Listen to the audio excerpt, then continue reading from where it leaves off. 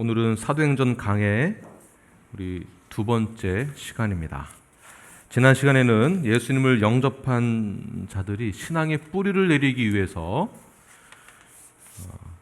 어떻게 하는가, 복음의 내용을 잘 알아야 된다라고 함께 나누었습니다.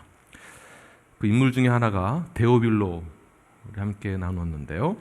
데오빌로도 교회 공동체 안에서 지체가 되어 각하라는 존칭을 쓰지 않더라도 교회 안의 공동체에서 온전한 예수 그리스도의 몸된 교회를 이루어 나아가는 그러한 성경 말씀을 배우고 하나님에 대해서 알며 예수 그리스도가 이 땅 가운데 왜 오셨는지, 무엇을 하셨는지, 그리고 우리가 왜 그를 믿어야만 하는지, 그리고 그가 왜 죽으시고 부활하시고 다시 이 땅 가운데 재림하셔야 하는지에 대해서 잘 알아야 된다.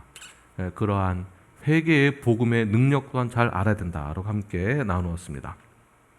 그럼 회개 복음을 잘 알고 있는 자들은 사명을 가진 자들인데요. 사명을 가진 자들을 예수 그리스도께서 이 땅 가운데 사명자로 파송하고 보내시는 것이죠. 그런데 사명을 받은 자들이 그냥 대책 없이 나아가는 것이 아니라 하나님께서 또한 예수님께서 특별한 명령을 주시고 또한 무기도 주시는 것을 오늘 본문을 통해서 볼 수 있습니다. 4절과 5절 말씀을 다시 한번 읽겠습니다. 시작. 사도와 함께 모이사 그들에게 분부하여 이르시되 예루살렘을 떠나지 말고 내게서 들은 바 아버지께서 약속하신 것을 기다리라. 요한은 물로 침례를 베풀었으나 너희는 몇 날이 못되어 성령으로 침례를 받으리라 하셨느니라. 여기 자세히 보시면 예루살렘을 떠나지 말고 무엇을 기다리고 있습니까? 약속하신 것을 기다리라. 자, 예루살렘을 떠나지 않게 되면은 약속한 것을 받게 된다. 그 약속이 무엇입니까? 성령으로 침례를 받는다는 것이죠. 자, 여기서 질문이 있습니다. 그런데 왜 예루살렘을 떠나지 말라고 하는 것일까요? 만약 예루살렘을 그냥 떠났다면 성령으로 침례를 받지 못한다는 얘기일까요? 그냥 예루살렘을 떠난다면 약속하신 것을 받지 못한다는 내용일까요? 예루살렘은 구속사적인 측면에서 굉장히 중요한 위치에 있습니다. 아주 중요한 의미를 담고 있습니다. 아브라함이 이삭을 바친 곳이기도 하고 솔로몬이 성전을 건축한 곳이기도 하며 예수님께서 순환을 당하시고 그곳에서 부활하셨고 인류 구원 사역을 위하여서 모든 것을 이루시는 곳이 바로 예루살렘, 아주 중요한 곳입니다. 그것이 너무 중요하기 때문에 떠나면은 절대 안 된다, 이런 뜻이 있는 것일까요? 예루살렘을 떠나지 말라고 한 의미를 저는 이렇게 보고 있습니다. 세 가지 이유가 있는데요. 첫 번째 무엇이냐면 수많은 제자들이 예수님의 순환을 직접 목격하였습니다. 죽음을 직접 본 곳이죠. 어땠을까요? 상실감과 두려움, 공포심이 어마어마했을 것입니다. 내가 가장 존경하고 의지하고 이 땅 가운데 왕으로 오실 것을 믿었던 그들에게 얼마나 실망이 컸을까요? 자칫 잘못하면 나도 저렇게 될 수 있겠구나, 이러한 공포감은 이루 말할 수 없었을 것입니다. 큰 충격이죠. 처참한 십자가에서의 죽음을 목격했습니다. 상실감만 들었을까요? 두려움이 몰려오기 시작하면 연달아서 계속 발생되어지는 또 다른 병이 바로 우울증이죠. 과연 될까? 내가 이렇게 살아도 되는 건가? 확신할 수 있을까? 만약 이러한 상태에서 제자들이 그냥 흩어졌다라고 한다면 어떻게 되었을까요? 신앙생활에 있어서 그들에게는 소망이 없는 상태에서 흩어지게 됐을 경우 크나큰 문제가 발생되어질 것입니다. 소망이 끊기고 신앙생활을 지속할 수 없겠죠. 그래서 예루살렘을 떠나지 말라. 그러니까 약속했던 무엇인가를 너는 반드시 기다려야만 된다. 자, 이 말씀을 왜 했는가를 잘 생각해 보시기 바랍니다. 두 번째 이유는 예루살렘을 왜 떠나지 말라고 했는가? 제자들이 한 몸을 이룰 수 있도록, 첫 번째, 한 몸을 이룰 수 있도록 하여서 온전한 교회를 세우기 위하여서 먼저 떠나지 말라고 하는 것입니다. 만약 그들이 소망이 없는 상태에서 떠났다면 교회를 세우지 못했을 것입니다. 그래서 교회가 온전히 세워지고 그들이 한 마음과 한 몸을 잘 이룰 수 있도록 떠나지 말아라, 약속한 것을 기다려라 라고 말씀한 것이죠. 세 번째는 무엇이냐 하면 예루살렘에서 모든 제자들이 회복하는 것을 먼저 기대하고 있어야 됐기 때문입니다. 한 몸이 먼저 이루어지고 성령을 받아야만 온전한 복음을 전할 수 있기 때문에 그렇습니다. 그러니까 회복이 중요한 것이죠. 두려움 가운데서 복음을 어떻게 전할 수 있겠습니까? 그렇지 않습니다. 소망이 있고 회복이 되었을 때 내가 만난 예수 그리스도가 어떠한 분이다라는 것을 확실히 알고 있는 자가 진정한 복음을 전할 수 있는 것이죠. 그래서 복음 전파를 위하여서 떠나지 말고 기다려라. 이것이 하나님의 계획이며 섭리인 것입니다. 목적인 것입니다. 단순히 성령을 받기 위하여서 무언가를 해야만, 그리고 무언가를 하기 이전에 기다려야만 된다, 이런 것이 아니죠. 반드시 이때에는 하나님의 계획과 섭리가 있었습니다. 기다려야 한다는 것, 그리고 약속한 것을 받아야만 한다는 것, 그리고 회복이 일어나야만 한다는 것. 그래서 5절에 보게 되면 어떻게 됩니까? 기다렸을 때 약속한 것을 받게 되는데 5절에서 보게 되면 무엇을 받습니까? 성령으로 침례를 받는 것이죠. 자, 성령 침례. 이 부분은 제자훈련에서 많이 배웠기 때문에 신학적인 부분에서는 특별히 깊이 이야기를 하지 않겠습니다. 성령으로 침례를 받는다라는 것은 우리가 성령 안으로 완전히 잠기는 것을 말하는 것이죠. 성령이 내게 임하는 것입니다. 성령이 내게 임했다라는 것은 내가 내 힘으로 무엇인가를 얻기 위해서 쟁취하는 뜻에서 나의 욕구로, 나의 욕심으로 받아내는 것이 아니죠. 시간이 지나면 지날수록 점차 이렇게 늘어나는 것, 이런 것도 아닙니다. 성령은 온전히 수동태입니다.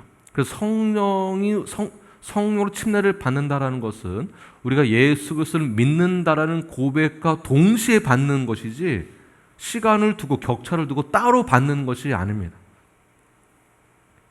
또는 누군가에게만 특별한 자에게, 특별한 어느 소수에게만 주어지는 것이 아니죠. 누군가는 열심히 하기 때문에 받는 것이고 누군가는 덜 하니까 덜 받고, 신앙생활을 오래 하면 더 많이 받는 거고 짧게 하면은 좀 덜 받고, 이런 것도 아니다라는 것입니다. 성령으로 침례를 받는다라는 것은 하나님의 오직 그 은혜로만 받는 것입니다. 선물로 받는 것이. 성령으로 침례를 받는 것은 우리가 푸시해서 또는 누군가가 푸시해서 받을 수 있는 것도 아닙니다. 내가 원할 때 받는 것이나 마치 자판기를 두드려서 내가 필요할 때 받는 것이나 이런 것도 아니다라는 것이에요. 내가 조바심을 가지고 언제 달라고 요청해야만 받는 것도 아닙니다.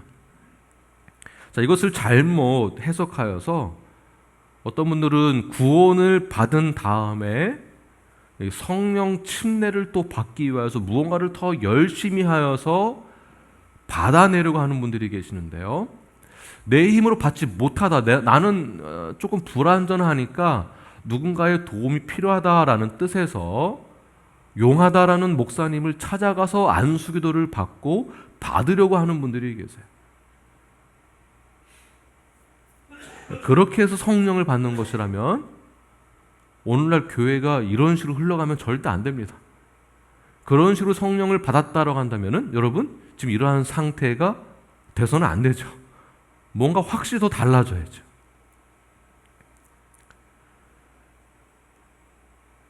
용한 목사는 또 어떤 목사인가? 용한 목사의 기준은 또 무엇인가? 그래서 중요한 것은 용한 목사에게 가서 기도를 받으면 성령의 침례를 받는다.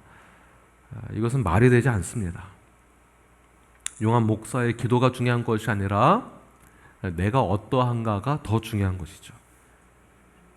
기도를 받고 나면 성령이 충만하면 무엇인가를 경험을 하고 신비로운 체험을 해서 굉장히 뜨거운 어떠한 열정도 생기고 나의 마음이 뭔가 더 풍요로워지는 것 같고 뭔가 신비로운 체험을 하는데 그 당시에는 너무나도 좋은데 뒤돌아서면 형제를 사랑하는 그 마음은 없고 용서하는 그 마음도 없고 회개하지도 않고 죄는 점점 쌓여져 가며 마음은 더 강팍해지고 게을러지며 거짓말을 많이 하는 세상의 정욕으로만 가득 채워져 가는 이러한 상태에서 기도를 많이 받는다 한들 성령의 침례를 받았다라고 말할 수 있겠습니까? 그럴 수 없다라는 것입니다. 성령의 침례를 받는다라는 것은 내가 회개를 하고 내가 심령의 그 가난함, 겸손한 그 마음을 가지고 하나님의 그 약속의 말씀이 무엇인가를 깨달았을 때 그때 성령의 침례를 받는다라고 볼 수 있습니다. 이사야서 32장 15절 말씀을 함께 읽겠습니다. 시작. 마침내 위에서부터 영을 우리에게 부어주시리니 광야가 아름다운 밭이 되어 아름다운 밭을 숲으로 여기게 되니라. 아멘. 보십시오. 위에서부터 영이 부어지는 것. 그럼 광야가 어떻게 변화가 됩니까? 광야가 아름다운 밭이 된다. 메마른 땅, 메마른 나의 심령, 나의 인생이 이러한 성령의 놀라운 능력을 통하여서 아름다운 밭으로 변하게 되는 것이에요. 하나님이 주시는 풍성한 밭으로 변하게 되는 것입니다. 이것을 우리는 뭐라고 부르는가? 이것이 축복이에요, 축복. 자, 이 축복을 저는 이 세 가지로 한번 구분하여 보았습니다. 어떤 축복인가? 첫 번째, 성령으로 침례를 받는다는 것은 구원의 확신입니다. 구원의 확신. 어떤 영적인 신비로운 체험을 하여서 갑자기 뭔가 신비로운 행위를 하는 것이 아니라 성령으로 침례를 받는 것은 구원의 확신이 더욱더 차고 넘쳐나는 거예요. 하나님의 말씀으로 충만케 되어져서 나의 영생이 그 기쁨을 누리는 거예요. 그런데 교회를 다니면서 기도는 많이 하는 것 같고 신앙생활을 오래 한 것 같은데 구원의 확신이 없는 분들이 상당히 많이 있습니다. 상당히 많이 있어요. 지난 여름에 이동원 목사님께서 오셔서 우리 부흥회를 인도하셨습니다. 우리 지역 우리 교회 연합회 부흥회 인도하셨는데 마지막 날에 다시 초청하셨어요. 구원을 못 받으신 분들 다시 초청하셨습니다. 초청하는데 거기 태신자들이 아니에요. 전부 다 믿는 자들. 거기에 제가 알고 있는 집사님들, 장로님들도 다시 앞에 나와서 또 안수 받는 거예요. 예수님 영접하겠다고. 교회는 다니나 진짜 예수님을 못 만났다라는 것인데, 그렇다면 지금껏 구원을 못 받은 채 교회를 다녔다라는 것이 되는 것이죠. 구원에 확신이 없으니까 계속 긴가민가 하는 거예요. 예수를 나의 구주로 영접한 자들, 정말 믿는다라고 한다면 우리가 성령의 충만함이 있는 상태로 계속해서 성장해야 하는 것입니다. 자, 이런 것이 구원의 확신으로 더 다가오는 것이에요. 마음 깊은 곳에서부터 나의 내적인 것에서부터 그 구원의 확신이 일어나게 되고 지적으로도 구원의 확신이 일어나는 것이에요. 성령님의 역할이 무엇입니까? 깨닫게 해주시는 거예요. 우리에게 헬퍼가 되어주세요. 성경 말씀을 더욱더 이해가 되고 하나님의 그 구원의 섭리와 계획을 더 깨닫게 되는 거예요. 지적으로도 영적으로도 구원의 확신이 계속해서 일어나야 한다는 것입니다. 교회는 사교 클럽이 아닙니다. 교제 굉장히 중요합니다. 교제가 무엇입니까? 먹고 마시고만 하는 게 아니에요. 코이노니아에 대해서 우리가 많이 배워서 알고 있지 않습니까? 진정한 교회 안에서의 교제를 통하여서 영혼 구원이 있어야 되며, 교제를 통하여서 내가 구원의 확신이 있다는 것을 더 확인시켜 주는 거예요. 그러기 위해서는 서로 용서함이 있어야 되며 서로의 가르침이 있어야 됩니다. 교제 안에서도 거기에 말씀이 있는 거예요. 그게 교제입니다. 교제를 먹고 마시는 거로만 생각하고 있다면은 큰 문제. 목사님들도 그렇게 말씀하는 분들이 계세요. 목사의 모임이 교제를 위한 것이다? 그렇지 않습니다. 그렇다면 어떻게 그 모임 안에서 하나님을 증거할 수 있겠습니까? 모임 자체가 하나님을 증거하고 예수님을 나타내야 되는데, 나의 말에 교제할 때의 그 말에 성경에서의 말씀, 그 안에 용서와 사랑도 있고 긍휼도 있으며 그 안에 치리도 있는 거예요. 가르침도 있고 그 안에 서로를 향한 믿음의 신앙 고백이 있기 때문에 더욱더 구원의 확신이 일어나게 되는 것이죠.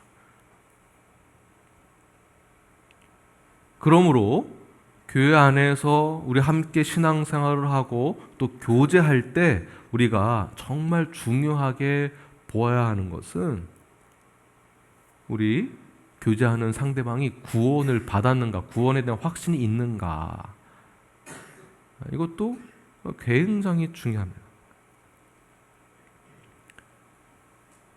정말 구원의 확신 있는 사람은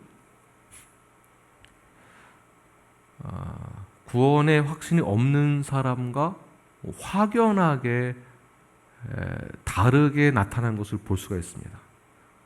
교회에 출석하는 사람과 구원의 확신 있는 사람은요, 다릅니다. 예배 드리는 자세도 다르고요, 예배를 향한 그 마음이 다르기 때문에 자세가 달라지겠죠. 교회의 모든 행사나 교회의 모든 사역 가운데 그것을 대하는 자세와 생각이 달라요. 확실히 다릅니다. 상대방을 대하는 태도도 다르고요. 그러다 보니까 말이 달라지겠죠. 말도 달라집니다. 그러니까 구원의 확신 있는 자들과 그렇지 않은 출석만 하는 자들은 확실히 다릅니다. 그래서 출석만 하는 자들은 우리 교회에서는요, 멤버가 될 수 있도록 계속해서 복음을 제시하고 그러한 사명을 가지고 계속해서 가르쳐야 하는 그러한 우리 사역이 우리 교회 안에서 지속적으로 이루어져야 하는 것입니다.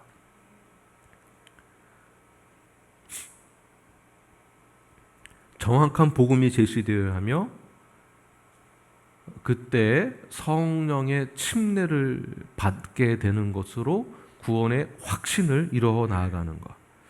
이러한 성령 침례를 받으시는 저와 여러분이 되길 간절히 축원합니다. 성령 침례를 받게 되면 무엇이 일어나게 되는가? 두 번째는 인격의 변화가 일어나게 됩니다. 이것 또한 축복이죠.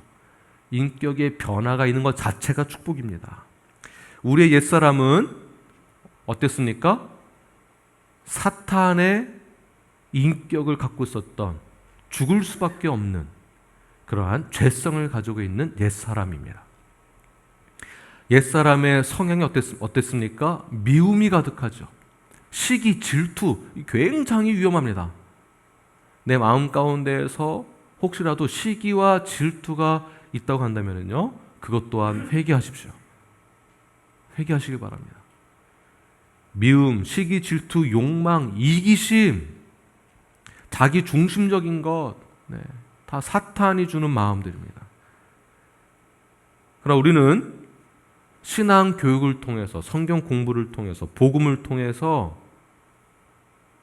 우리는 변화가 일어나고 있죠.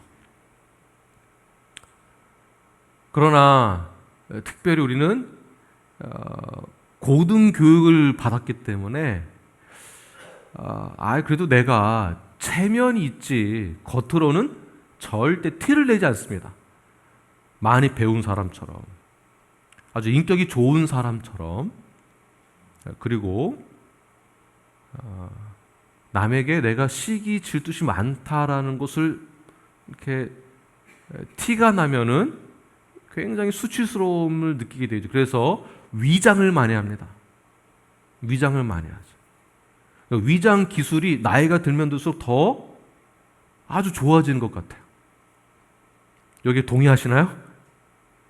얼굴 표정 하나 안 변하고 색깔도 안 변하고 위장을 너무 잘해. 그런데 속으로는 어떻습니까? 계속 미움이 싹이 트고 시기심이 있고, 이게 다 죄죠. 우리 옛사람이 이랬다라는 것입니다. 옛사람이.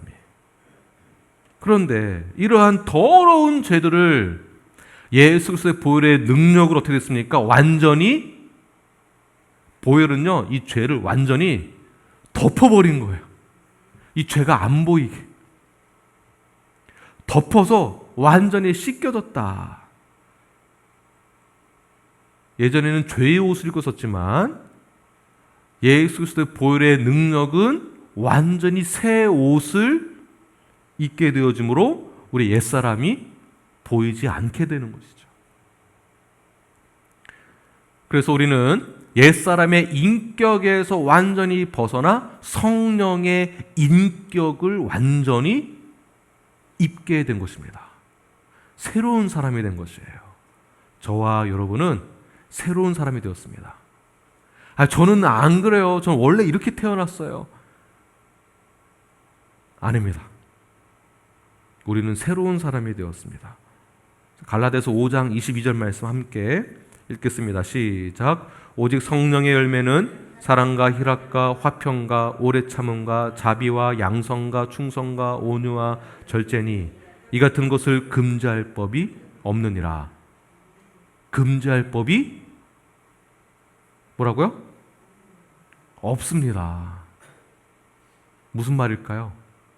우리는 완전히 성령의 열매로 맺게 되는 것이다 라는 것입니다. 성령의 열매. 이 모든 것이 우리에게 심어지는 거예요. 그래서 말씀을 꼭 기억하십시오. 성령님은 오늘 이 말씀을 저와 여러분에게 주셨습니다. 그리고 성령께서는 우리가 나태해지고 여러 가지 죄의 유혹 가운데 빠졌을 때 이 성경의 말씀을 기억나게 하실 거예요. 깨닫게 해주실 것이에요. 우리를 도와주실 것입니다. 이 말씀을 붙드시고 마음판에 새기시는 저와 여러분이 되길 간절히 축원합니다. 자, 세 번째는 우리에게 능력이 임하게 됩니다. 성령으로 침례를 받는다라는 것은 우리에게 능력이 임하는 것이에요. 사도행전 1장 8절, 오늘 본문입니다. 본문 성경 보시고요. 8절 말씀을 함께 읽겠습니다. 시작. 오직 성령이 너희에게 임하시면 너희가 권능을 받고 예루살렘과 온 유대와 사마리아와 땅끝까지 이르러 내 증인이 되리라 하시니라. 아멘.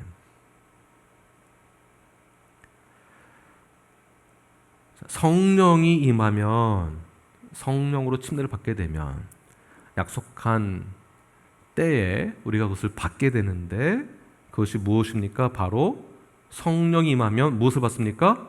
권능을 받고, 권능이죠. 이 권능이 능력입니다. 자, 권능을 받으면 우리의 삶이 완전히 바뀌었다라고 보는 것이에요. 권능이 임했다고 한다면 우리는 기도가 달라져야 하는 것이죠.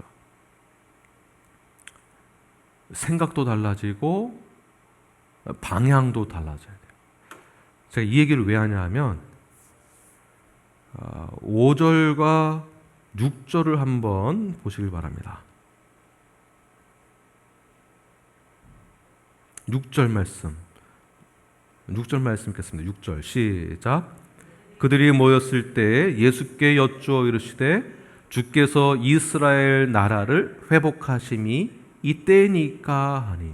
자, 4절과 5절에서 말하고 있는 것은 떠나지 말고 기다려야 된다. 기다리면 정해진 그때에, 언제인지 모르지만 그때에 반드시 약속한 것을 받게 된다. 성령으로 침례를 받게 될 것이다. 그랬더니 제자들이 뭐라고 말하는 것입니까? 아니 그럼 그때가 그러면은 주께서 이스라엘 나라를 회복하는 그때입니까? 이렇게 물어보는 것이에요. 이게 포인트입니다. 이것도 제자들이 지금 뭐를 놓치는 거냐 하면 예수님이 그렇게 가르치셨어요. 하나님의 나라에 대해서. 그리고 내가 여기 왜 왔는지도 가르쳐줬어요. 그리고 내가 왜 죽어야 하는지도 알려주셨어요. 근데 죽고 나니까 이들이 하는 말은 다 도망가는 것이죠. 아이고 이제 끝이구나. 그들은 무엇을 기대했습니까? 예수님이 로마 정권을 다 무너뜨리고 이 땅에서 새로운 나라, 예수님이 왕이 됐을 때 내가 오른팔 왼팔 하면 되겠구나. 물리적인 그 나라를 생각하는 것이었어요. 무엇이죠? 물리적으로 내가 편안해지는 것, 물리적으로 내가 크는 거예요. 물리적으로 내가 파워가 세지는 것, 물리적으로 내가 성공하는 것, 물리적으로 내 자녀가 좋은 대학 가는 것, 내가 건강해지는 것, 아무 문제가 안 생기는 것. 그때가 이때입니까? 그걸 위해서 우리 보고 기다리라고 하는 것인가요? 그럼 그때까지 우리가 기도하면 되겠습니까? 이걸 물어보는 것입니다. 근데 지금 갑자기 예수님 말씀하시는 것은 무엇입니까? 아니다. 8절 보게 되면 성령이 너에게 임하면 권능이 임하게 되는데 그 권능이 무엇이냐? 그 권능 임하면 내 삶이 달라지게 될 것이다. 사역이 달라진다. 기도가 달라진다. 성령의 능력이 임하면 모든 게 다 달라지게 되는데 그 권능이 무엇이냐? 그 권능이 원어로 여러분 잘 알고 계시는 원어 무엇이죠? 원어로 두나미스. 많이 들어보셨죠? 두나미스를 또 번역하면 이거 여러분 굉장히 말씀 많이 들었던 것이죠? 다이너마이트. 자, 다이너마이트가 무엇이죠? 폭탄이죠. 폭발력이 있습니다. 여러분 잘 들으십시오. 성령이 임하면은 두나미스 같은 폭발력이 생겨서 마음이 뜨거워지고 열정이 생겨서 뭔가 큰 힘을 얻어가지고 엄청난 일을 할 수 있다. 이렇게만 봐서는 안 됩니다. 자, 이 당시에 성령이 임했고 예수님이 이제 승천하셨죠. 그 다음에 성령이 임한 다음에 어떤 일들이 벌어졌을까요? 사도들에게 핍박이 있으면 절대 안 됩니다. 이렇게 해석한다면 사울이 바울이 된 다음에 바울에게 어떠한 핍박도 있으면 안 돼요.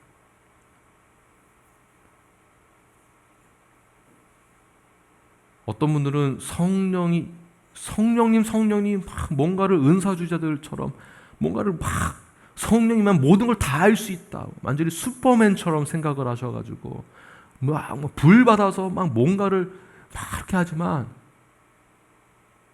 우리가 놓치지 말아야 될 것은 핍박은 여전히 있다는 것입니다. 진정 복음을 전하는 자들에게는요. 진짜 교회는 핍박은 지속적인 거예요. 여기서 말하는 두나미스는 어떤 뜻이냐면 폭발력이 있다는 것은 똑같은 뜻인데 그 당시에 숫자로 환산할 수 있는 최고치의 폭발력이거든요. 그러니까 지금에서의 폭발력을 말한다면 엄청난 폭발력을 말하는 것입니다. 자, 이러한 폭발력이 무엇이냐면 소동이 일어나는 폭발력이에요. 소동이 일어나는 폭발력. 자, 보십시오.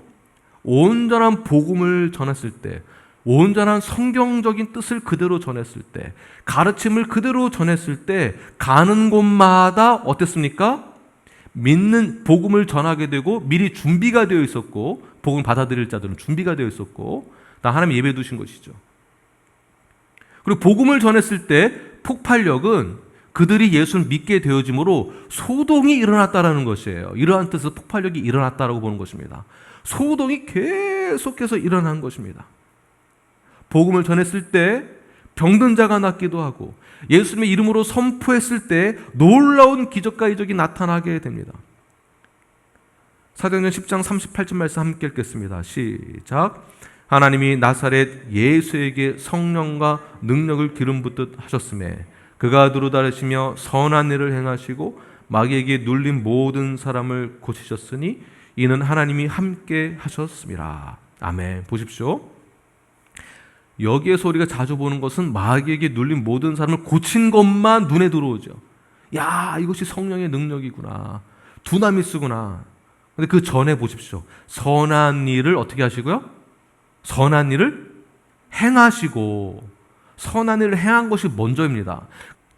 선한 일을 행하시고, 선한 일을 행하셨다라는 것은 무엇이냐면 진정한 하나님의 나라, 천국 복음을 전했다라는 뜻이에요. 죽음에서 생명으로, 어둠에서 빛으로 나아가게 될 은혜를 베풀어 주신 것이 선한 일이에요. 이 선한 일은 예수님을 나의 구주로 영접한 사건을 말하는 것입니다. 다시 말해서 권능이 임했다라는 것은 사도 바울이 가는 곳마다 복음을 전했고 남녀노소 상관없이 이방인에게도 유대인들에게도 복음을 다 전했습니다. 진정한 구원자가 누구인지를 선포하는 것이에요. 그랬을 때 내가 죄인이구나라는 것을 고백하게 되고 이 죄인을 구원하실 분이 예수 그리스도이시구나. 그래서 나를 구원해 주신 그 은혜에 감사하게 되어짐으로 하나님의 나라를 위해서 헌신을 다짐하는 자들이 지역 곳곳에서 막 나타나게 되는 것이에요. 막 일어나게 됩니다. 로마 정권에서 가장 법적으로 심각하게 다뤘던 부분이 있습니다.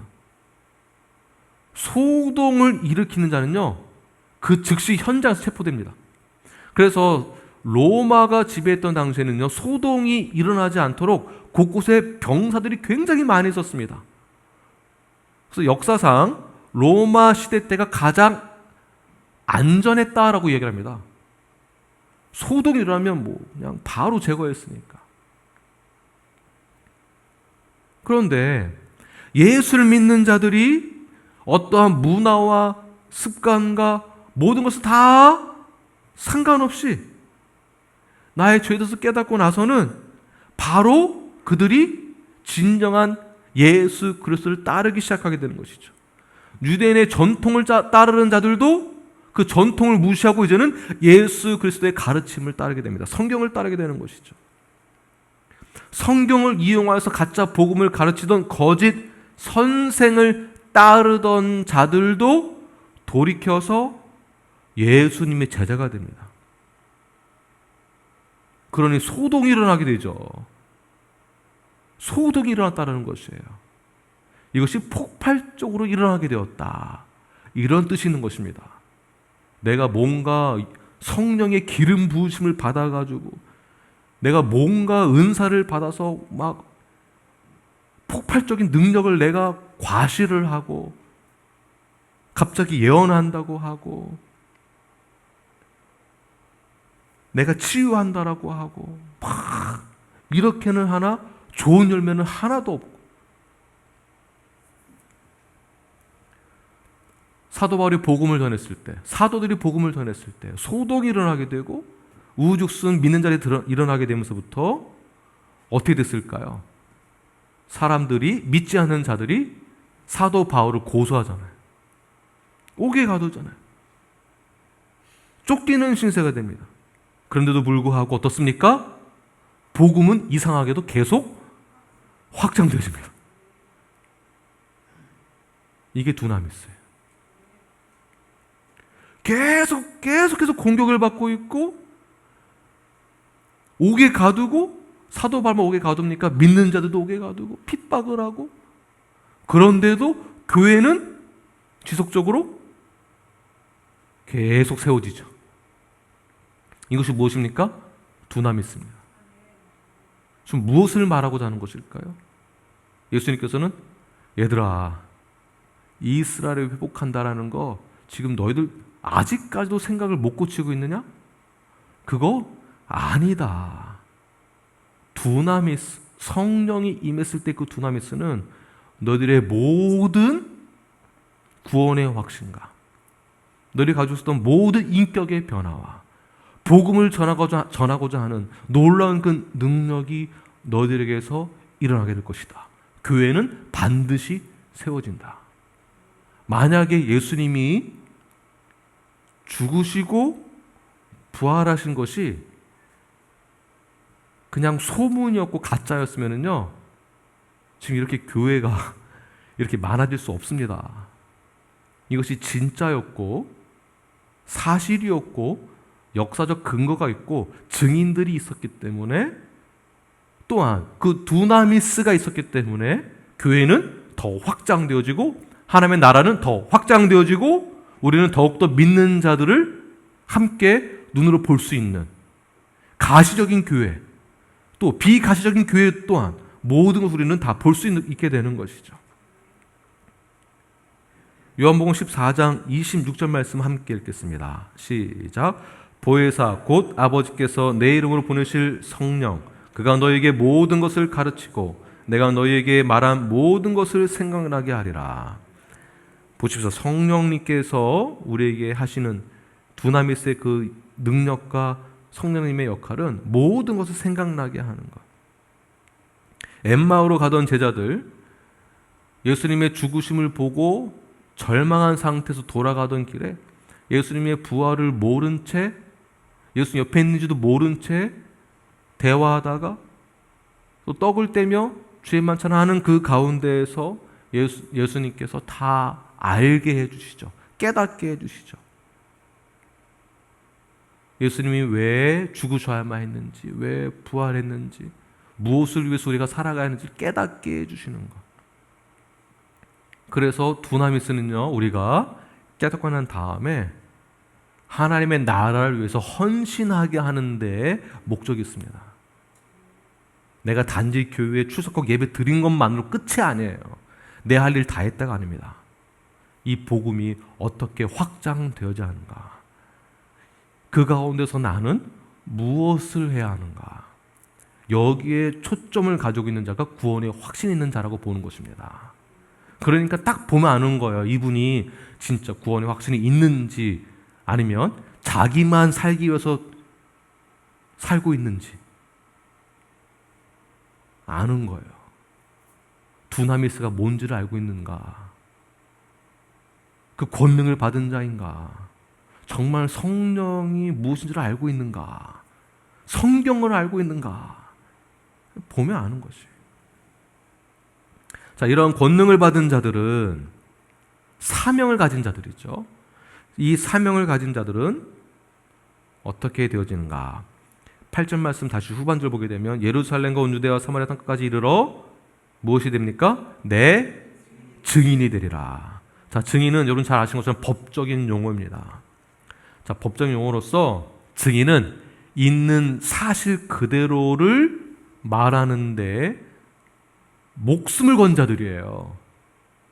목에 칼이 들어와도 총구가 내 이마에 꽂혀 있어도 사실만을 말해야 할 의무와 책임을 가진 자가 증인입니다. 증인이 만약에 위증을 할 경우 엄청난 죄의 대가를 치르는 것이 사회법으로도 되어 있어요. 그렇죠. 위증할 경우 대가를 치르게 되어 있습니다. 거짓말할 경우.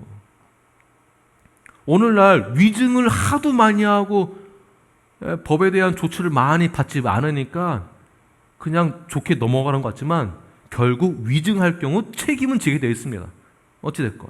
그만큼 우리는 권능을 받은 자로서 우리가 직접 만난 예수 그리스도를 거짓말하지 않고 위증하지 않고 그대로만 전하는 것이 증인인 것이에요. 그러니까 내가 예수를 믿는다라고 한다면 이미 성령을 받은 것이고요. 성령이 나에게 임했다가 한다면 권능을 받은 것입니다. 그 권능은 복음을 전할 수 있는 파급적인 폭발력이 있는 자들이고요. 이러한 자들은 사명을 가지고 있습니다. 사명을 가진 자들은 증인이 되었다라는 것이죠. 증인들은 있는 그대로만 말해야 됩니다. 증인이 어떻게 말하느냐에 따라서 상황이 완전히 바뀌기 때문에 그렇습니다.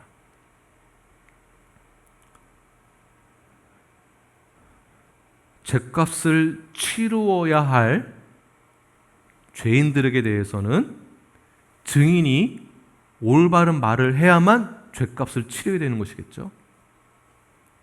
또는 죄가 없는 자에게 대해서 증인이 올바른 것만 이야기를 해야만 죄를 짓지 않는 자가 이 죄에 대해서 해방할 수 있게 되는 것입니다. 증인이 굉장히 중요한 것이죠.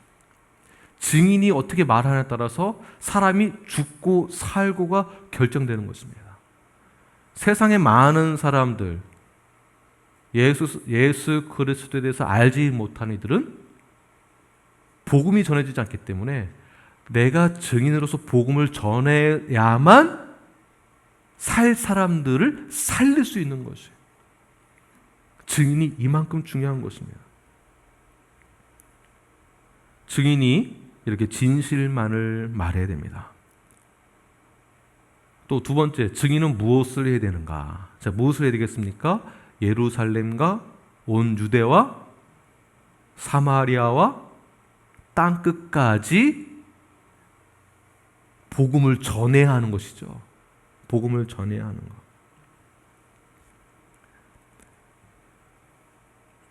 유대와 사마리아, 예루살렘에서 아주 가장 가까운 곳이죠. 자, 그렇다면 우리가 어디에 복음을 전해야 되는가? 어떻게 전해야 되는가? 어떠한 증인이 되어야 되는가? 증인은 가장 가까운 곳에서부터 복음을 전해야 하는 것이에요. 가장 가까운 곳에서부터.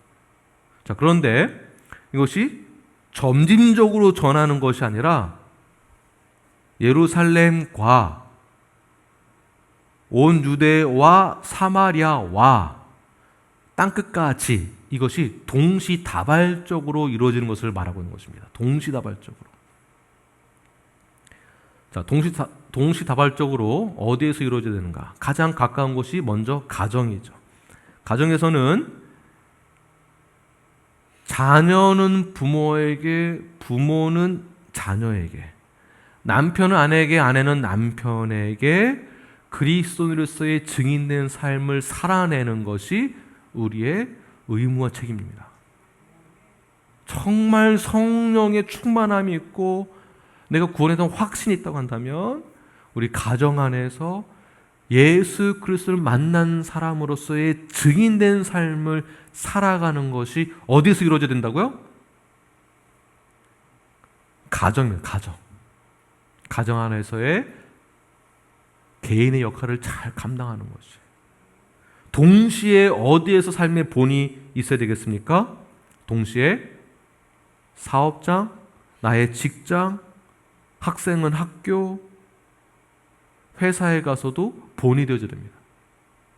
성경에 나와 있는 그 말씀 그대로. 거짓말 많이 하지 말고 있는 그대로 사업하고 정직하게,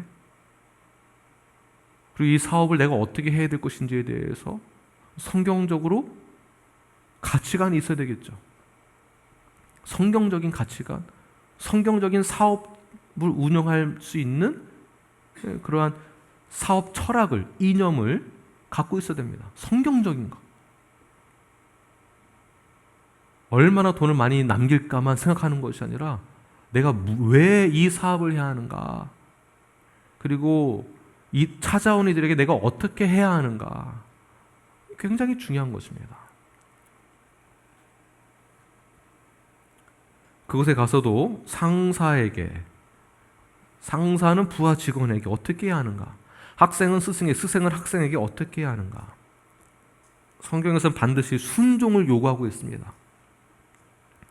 거짓 없이 행하며 올바르게 행하고 시간도 잘 지키고 맡겨진 일에 대해서도 꾀부리지 않고 일을 잘하고 성실하게, 그래서 믿고 맡길 만한 자가 되는 것, 이것이 굉장히 중요하겠죠.